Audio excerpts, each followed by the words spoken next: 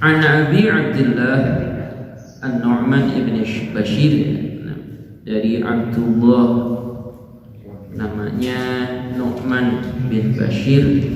Qala, dia berkata, Nu'man bin Bashir radhiyallahu anhu, qala, dia berkata, sami'tu, aku mendengar Rasulullah sallallahu alaihi wasallam, aku mendengar Rasulullah sallallahu alaihi wasallam yaqulu, beliau bersabda, innal halala bayyinun, sesungguhnya halal itu jelas, wa innal harama, dan sesungguhnya haram, bayyinun, itu juga jelas, wa bainahuma, dan di antara halal dan haram itu ada mushtabihatun, ada mushtabahatun atau mushtabihatun. Mushtabihatun, ada perkara-perkara yang syubhat, yang samar.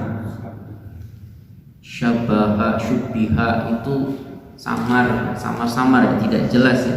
La ya'lamuhunna, tidak mengetahui tentang syubhat itu siapa, katsirum minan nas, kebanyakan di antara manusia.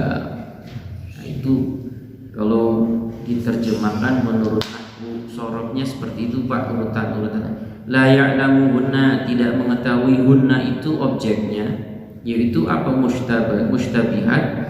Fa'ilnya itu, subjek itu katsirun minan nas, kebanyakan manusia. Kebanyakan manusia itu tidak mengetahui tentang perkara syubhat itu. Faman, maka barang siapa, ittaqo, bertakwa atau takut, dia takut, karena makna asal kata takwa itu takut dia. Jadi tak sanes tara mawadu Pak. Tawadu takut takut. Jadi barang siapa yang takut asyubhati, kepada perkara yang syubhat tadi, faqad istabro'a, maka sungguh dia itu telah memelihara, telah menjaga, telah membersihkan lidinihi, bagi agamanya, wa irdihi, dan kehormatannya, bagi dinnya, bagi agamanya, wa irdihi, dan kehormatannya. Waman, dan barang siapa, waqa'a itu makna asalnya itu tumiba, terjerumus. Namun sekurang sunatnya naon Pak, soledat atau soledat tikosyawat itu. Waman waqa'a, barang siapa yang terjerumus fi syubhati, dalam perkara-perkara syubhat, waqa'a, maka ia akan terjerumus fil harami, dalam perkara haram. Contohnya karroi, seperti ar-ra'i itu sebenarnya pemimpin, tapi di sini tuh konteksnya khusus, seperti contohnya penggembala, ya, khusus seperti orang yang sedang menggembala. Yara, yang mana dia itu sedang menggembala hewan-hewan ternaknya, haulal hima, di sekitar suatu apa ya, area ladang, yushiku, yang mana dia itu ragu, ayyaqa'a fihi, akan sampai masuk ke ladang yang dilarang, yang bukan masuk ladang areanya. Jadi simpelnya itu begini, jadi ini tuh kan mulai dari lafaz karro itu sebenarnya sebagai contoh saja, tapi makna intinya itu adalah, atau pesan inti dari Rasulullah itu adalah, barang siapa yang takut terjerumus dari syubhat itu, maka dia sungguh membersihkan agama dan kehormatannya. Dan barang siapa yang terjerumus di dalam perkara syubhat, maka dia akan condong ke dalam perkara haram. Contohnya orang yang menggembala di area yang lahan sekitar batas ya, batas lahan dia dengan lahan orang lain misalkan, atau lande yang mestinya bukan haknya. Kan namanya hewan kan nggak bisa ini, kalau nggak diawasi, lama-lama hewan itu akan masuk ke ladang orang lain. Nah itu sudah masuk perkara yang nggak boleh, ininya terlarang misalnya.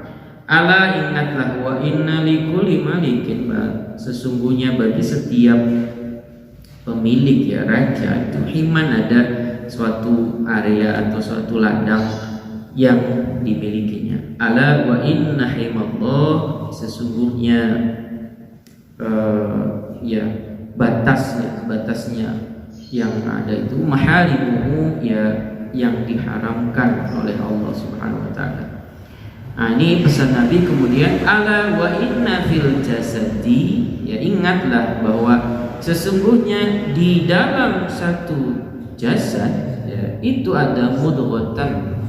Nah, ini mudghatan itu seperti sprinkle, ya, jadi suatu segumpal, makna bahasa Indonesianya biasanya segumpal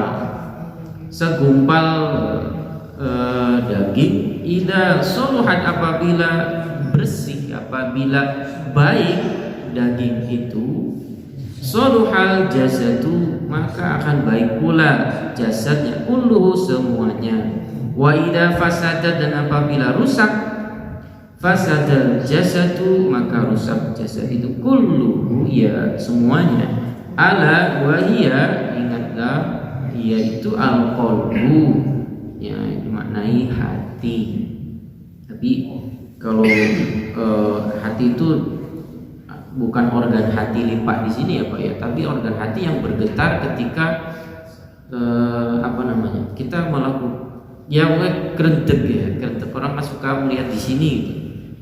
Al-qalbu, kalau dalam ilmu tajwid yang nun sukun atau tanwin sukun melebur ke huruf ba itu namanya apa? Iqlab ya Pak ya. Iqlab itu ya makna dasar itu bolak-balik.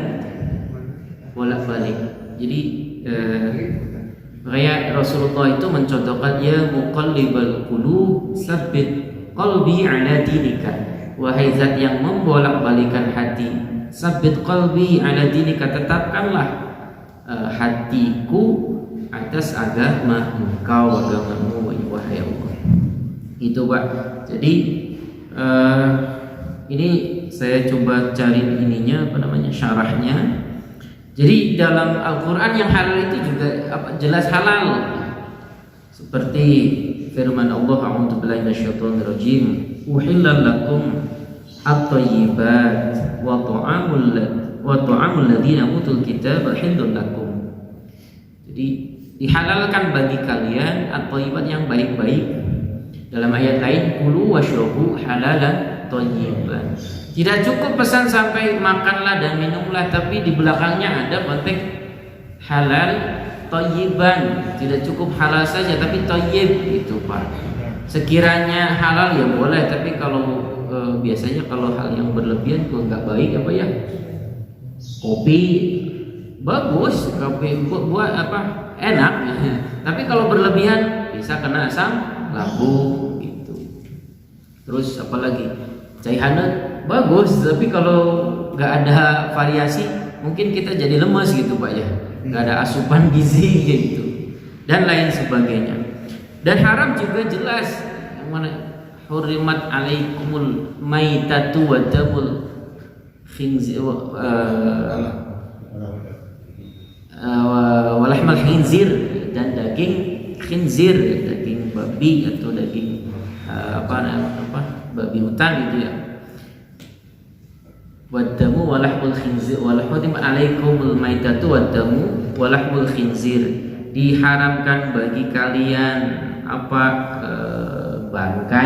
bangkai hewan meskipun halal, ya misalkan contohnya ayam gitu, kalau sudah mati kan jadi bangkai, ya terkait Pak.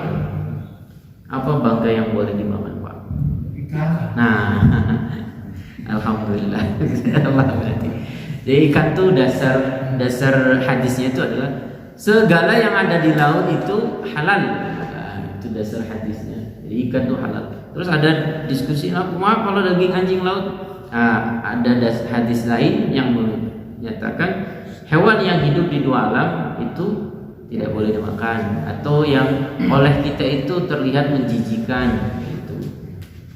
Ya contohnya buaya, itu biasanya yang melata itu kan reptil, kan hidupnya di dua alam, itu gak boleh dimakan. Apalagi yang menjijikan seperti berit gitu, terkait Pak.